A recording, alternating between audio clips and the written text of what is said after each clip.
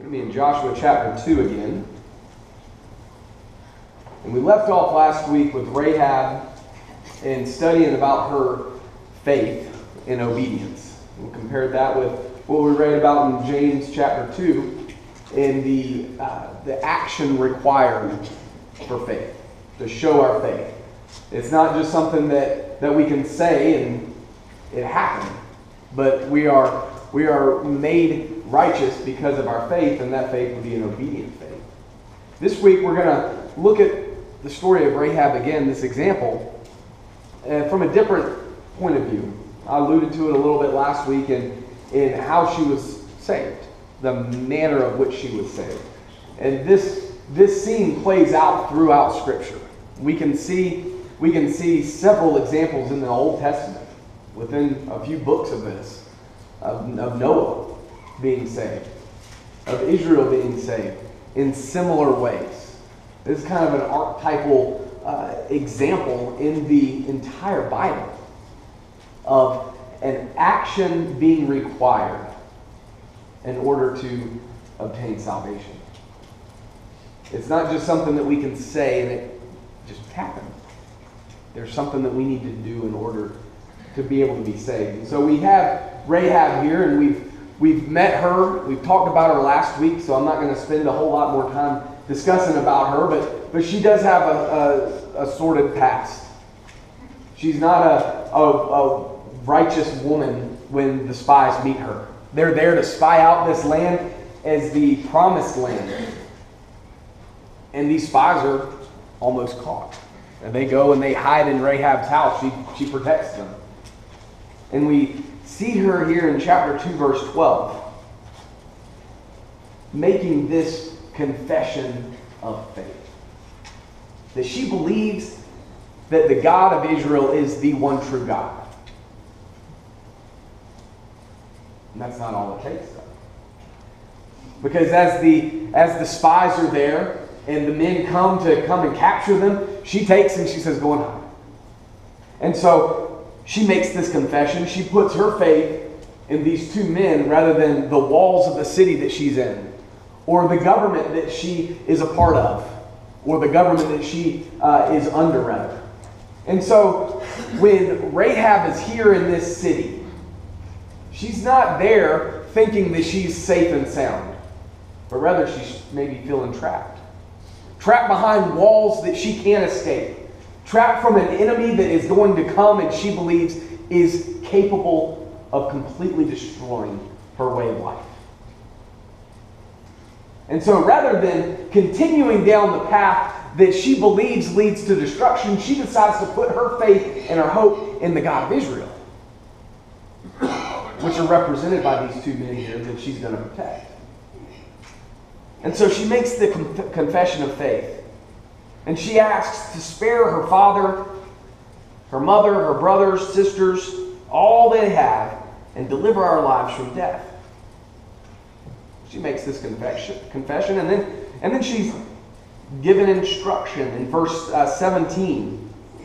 The men said, "We will be blameless of the oath of yours, which you have made us swear, unless when we come to the land, you bind this line of scarlet cord in the window through which you let us out and down. And unless you bring your father and your mother and your brother and your father's household to your own home. So that it will be that whoever goes outside the doors of your house into the street, his blood shall be on his own head, and we will be guiltless. And whoever is with you in the house, his blood shall be on our head if a hand is laid on him." They give her this scarlet cord. You know, when my understanding of them, when we invaded Normandy, and it was nighttime when the paratroopers paratrooped in, they parachuted in, and they had these little clickers, because it was dark and it was a war zone, and you can't be running around yelling American English at each other to confirm who you were, and you couldn't turn a flashlight on to see that they were in an American uniform, and so they'd have the little clickers. Click, click, click. So they know who was the enemy and who wasn't.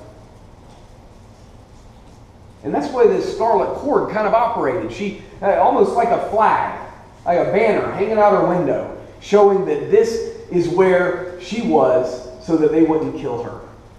Now, her house was inside the city walls. This isn't something described in some of the commentaries, and there's some pictures that they've kind of represented how this might have looked, but it wasn't just one wall, but it was a really thick wall, thick enough that people could live inside of the wall. So there was a wall, and then some houses kind of stacked up within it, living quarters in it, and then another wall, and then you had the city proper. She was one of those houses that was in the wall. She lived inside of it. Well, we know as we read through Joshua in the next couple of chapters, that wall is going to come tumbling down. They're going to walk around it, and God's going to make the walls fall. That's where she lives. She had this scarlet cord tied on her window, so they knew that's where she was, and they're not going to go in and kill anybody in that house. And so they leave. So we've got the instruction, we've got the confession, and the instruction of how she's going to be saved. If you do this, you tie this red ribbon, this red cord, and you stay inside the house, anybody there is going to be saved. They'll be safe and sound, and nobody's going to die. But if you leave the house, their blood's on their own head. We are not responsible for that. If you do what we tell you to, if you follow the instructions of this kind of covenant that they make with each other. And so they leave. She sends them out, and as we look through here, I tried to figure out how many days it was from the time they left to the time the walls came down. Well, they left and they hid out for 3 days in the wilderness, in the mountains. And then they came to the camp. And they were there for 3 days. And then they crossed over into the promised land from the other side of the Jordan. They crossed over, and they were there. And before that, I think they circumcised all those who hadn't been circumcised yet. And it said they stayed there until they were all healed up. Now, I don't know how long that takes, but I'm imagining it's a couple of days from something like that. That surgical procedure probably is pretty painful. And so it wasn't like that happened and they just kept on marching. They had to hang around and wait. We're already up past a week just from the time they left, and then they stayed in the camp. That's 6 days, and then however long it took them, at least 3 days. I'd say probably more though. So they're here, and they've left her in at least, I would say, 2 weeks at this point. When did she tie the ribbon around her window? When did she hang the cord out? When we go back, after they give her the instruction, in verse 21, then she said, according to your words, so be it. And she sent them away, and they departed. And she bound the scarlet cord in her window. She didn't wait around. She wasn't just going to wait until they showed up. She wasn't going to wait until they broke down the walls. No, there's no indication that she knew how they were going to defeat her people. She just believed that it was possible. Because as we looked last week at the examples that she had of God's power, she knew of what happened in Egypt. She knew of what happened to the kings that they had already come and encountered. And so she had that faith that they were capable of doing that the God that they worshiped was capable of destroying this city regardless of the strength of their military, regardless of the strength of their walls. What would you do? Would you wait until they start battering down? Maybe she's thinking of conventional warfare. How are they going to get through? Well, maybe they've got some big special thing that they can break down the door. Or maybe they got some way that they can break open the wall and get in. Or maybe they're a bunch of spies and they're all going to sneak in at night somehow. Either way, she didn't wait around to figure out how that was going to happen. She went ahead and tied that thing on her window immediately. Now, it doesn't tell us, but I imagine they probably stayed pretty close to that house too. If her attitude was, we want salvation. We want to be saved from imminent doom. And I'm going to send you out, and I'm going to tie this thing on my window immediately, this red cord. I think it's a safe assumption to say that they're probably going to hang out there close to that house. Because that house was where that salvation was. The red ribbon indicated where. The house was the salvation. Let's go to John chapter 10 for a minute. As we look here as Jesus is preaching, and he's given this parable about the good shepherd and where the sheep are safe. He says in this is John chapter 10, verse 7. Then Jesus said to them again, most assuredly, I say to you, I am the door of the sheep. All who ever come before me are thieves and robbers, but the sheep did not hear them. I am the door. If anyone enters by me, he will be saved, and will go in and out and find pasture. The thief doesn't come except to steal and to kill and to destroy. I have come that they may have life, and that may have it more abundantly. I'm the good shepherd. The good shepherd gives his life for the sheep. But a hireling, he who is not the shepherd, one who does not own the sheep, sees the wolf coming, and he leaves, and the sheep flee, and the wolf catches the sheep and scatters them. The hireling flees because he is a hireling and does not care about the sheep. I am the good shepherd, and I know my sheep, and am known by my sheep. As the Father knows me, even so I know the Father, and I lay down my life for the sheep. The sheep are safe in the fold. The sheep are safe in the little house that they've made to keep the sheep in when it's nighttime. And Jesus is comparing himself to the door of where it's safe. I am the door for the sheep. If you come in, you're safe. And I'm going to lay down my life to protect the sheep, he says. They're my sheep. It's not some hireling that's going to risk his life to protect something that's not his. They're my sheep. It's my fold. I'm the door. You will be safe if you enter in by me. He laid down his life. As Joe read Romans chapter 6, there is only one way to get into Christ. And that's through baptism. It's the only way. As Rahab ties this scarlet cord outside of her window, that signaled that that house was safe. And as long as she was in the house, she was safe. Anytime they left the house, they're taking their life in their own hands. Israel, she didn't know when was coming. She didn't know when they were coming. And so, as soon as they came and the battle started, if they got caught outside of that house, it didn't matter if the ribbon was tied there or not. If they weren't in it, their life could have been forfeit. So we see Jesus here saying, and this is one of several in John specifically that talks about, Jesus says, I am. I am the door to safety. What do you think when Israel got their marching orders from the commander of the army of the Lord? Joshua is there and he bows down and he worships, and the commander of the army of the Lord says, take off your shoes, for this is holy ground. And he gives the orders of saying, hey, here's what you're going to do. You're going to all get together and you're going to take the ark and you're going to walk around the city walls.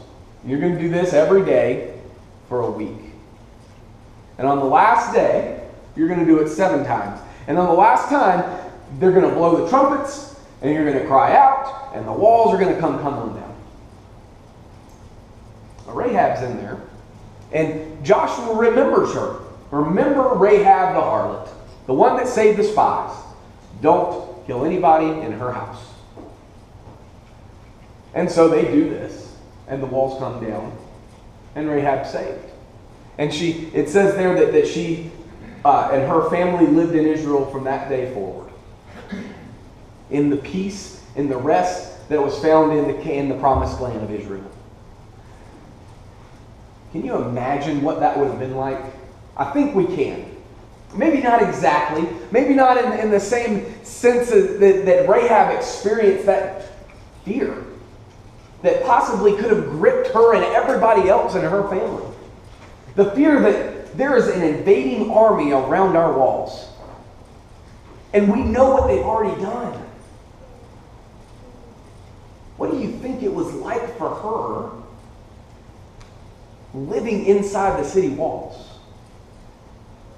What would you have done? You've got your cords strung out there on the window. And they're marching around and they're not doing anything. And you're kind of thinking, well, okay, they're here, but they're not, it doesn't seem like they're attacking.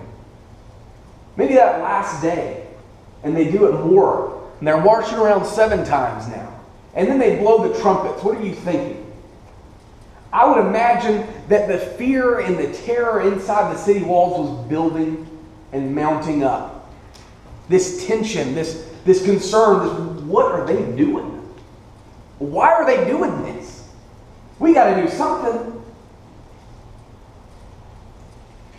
And then they blow the trumpets. And the walls maybe start to shake. What would you do if you were inside Rahab's house? What would you do if you were Rahab? What do you think if you weren't her? If you were just some guy there, just a couple of guys, and you're inside Jericho, and this is happening, and you're in the city center, away from the walls, and you see the walls start to come down. This past week, we in class, we looked at the events of 9/11, and watching that first tower come down. And we got on the website and we looked at some of those sources of people that were there. And we watched this one video of this, I don't know where they were or what they were doing, but they were in a building right across the street. And they had this video camera going and they were on the phone. This lady was on the phone talking to somebody, relaying what this guy was videoing. And you can hear the sheer panic in her voice. No, we gotta go. We gotta get out of here. What do you think? You think we ought to go? And then there was other video of people just scattering, running all over the place. I think that would be a pretty good indication of what was going on in Jericho at the time. A panic. What's happening to our walls? What's happening to the protection we had? We had this great, massive wall. Nobody can penetrate these walls. And they're just running in terror. Do you think that if you were in Rahab's house, you'd be tempted to leave? You're not away from the wall. You're in it. And it's starting to come down. What do? There are many that have left the sheepfold. They entered into the door. They came into Christ. They have the red scarlet ribbon tied out their window. They've been baptized for the remission of their sins. They were safe. And then it got hard. And they left. If Rahab and her family left those doors, there is no safety outside that house. There is no safety outside the sheepfold. There is no protection outside the church. As we look in Joshua chapter 6, verse 25, we see Joshua giving his orders. Joshua spared Rahab the harlot, her father's household, and all that she had. So she dwelled in Israel to this day, because she hid the messengers when Joshua sent to spy out Jericho. Did the red cord save her? Did staying inside that house save her? Those were just orders. Those were a sequence of things that she was supposed to do in order to have salvation. It was her faith that made her righteous, though. Her faith because she hid the spies. Her faith because she did what she was supposed to. The water is just water. Planet's covered with the stuff. It's the faith that saves. And if you once entered into the door, you can leave. It's possible. But there's no salvation outside. Ephesians chapter 2. We won't read all the way through to the end of this. But we'll look at verse 11. Therefore remember that you, once Gentiles in the flesh, who were called uncircumcised by what is called the circumcision made by the flesh by hands, that at the time you were without Christ, being aliens from the commonwealth of Israel and strangers from the covenant of promise, having no hope and without God in the world. That was Rahab. She had absolutely no hope. She had no hope of salvation from the impending destruction of her city, if it hadn't have been for her profession of faith and obedience. She was without hope and without God in the world. But now, in Christ Jesus, you who once were afar off have been brought near to the blood of Christ. I don't know how big her house was. The scriptures originally, it kind of looks like it was just kind of, whoever, you bring your family in. But Joshua's orders, when it came down to it, weren't specific to blood relatives. Let's do a DNA test to make sure that you actually belong to Rahab's family. It was whoever was inside that house was saved. We go and look at Noah's Ark. It wasn't just Noah's family that was saved, that was shut up in the ark. It was whoever got in on the boat was saved. Anybody who believed could have gotten in. Anybody who believes can be saved in the church.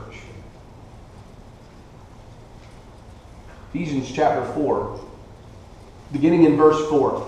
There is one body and one Spirit, just as you were called in one hope of your calling. One Lord, one faith, and one baptism. One God and Father of all, who is above all, and through all, and in you all.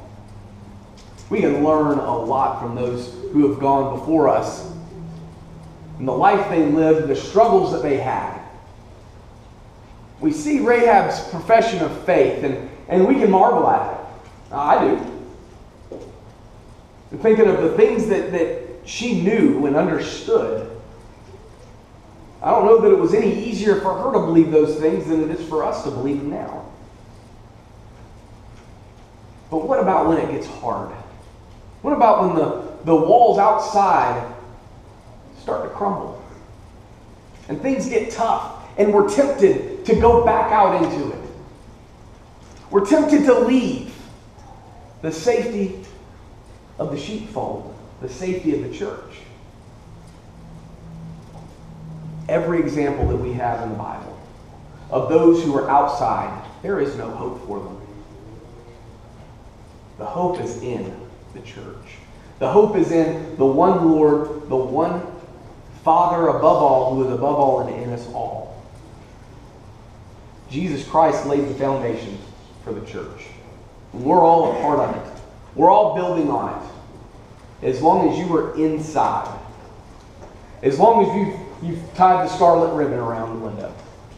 As long as you've entered into the door. As long as you have been buried with Him in baptism and raised to walk in newness of life. You're safe. You're safe. It doesn't matter what goes on outside. The walls come crumbling down. The world around us can burn. But we have been promised safety in Jesus Christ. Won't you be a part of that safety? Won't you put Christ on a baptism if you haven't? If you've left the house, if you've left the sheep door, if you've gone out and sought shelter elsewhere, come back in. Because there is only salvation in the Lord. Won't you come?